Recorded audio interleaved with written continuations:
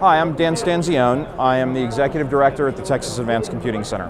So I am responsible for the whole center. We're a national provider of high-performance computing and advanced computing software and services to the open science community, basically anybody doing unclassified research at any university around the country. We provide HPC to scientists really all over the place. We have users from about 2,000 different science projects at 400 different institutions. More than 10,000 individuals use our different systems for everything from really little things, doing nanoscale work, to understanding the formation of the universe. So we use it just across the open science ecosystem. I'm always excited by new technologies, almost at any given time, but right now I think we're doing a couple of very interesting things, and we face a few different inflection points in the industry. We've been investing a lot of time and energy into really understanding the evolution of multi-core and mini-core in the last couple of years through GPU and through Xeon Phi in particular. And we're looking at the next generations of those and how as processors change, we're going to need to adapt our codes to them. We're doing a lot of interesting stuff around data and what you see happening in flash technology and phase change memory. It's really changing the equation for I/O and what we can do around data-intensive computing, and we have some new and exciting systems there too. Our new Wrangler system in conjunction with Dell should be great for those kinds of things.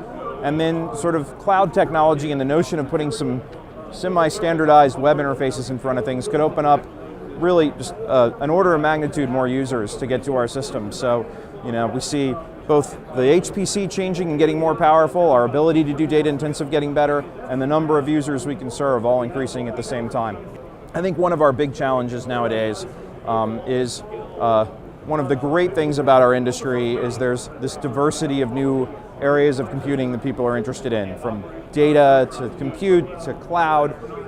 The downside of that is there are many demands on the funding streams to support all of these different kinds of computing, and they're not all well understood. And you see the sustaining funding streams perhaps investing in big data instead of HPC.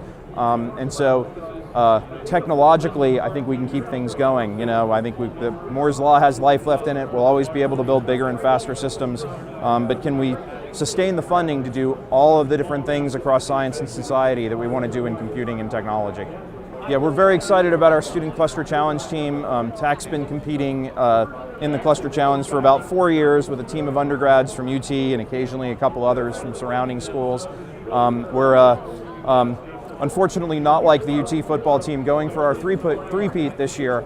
We're trying to win the overall title for the third time, and we won the LINPAC title the year before that. And it's a great experience for a lot of students. And actually you see more of those kinds of competitions around SC. We have our first entry in the student programming competition this year, which I'm pretty excited about too. So we need people who really understand both sides of that equation. So that's a great way to get involved.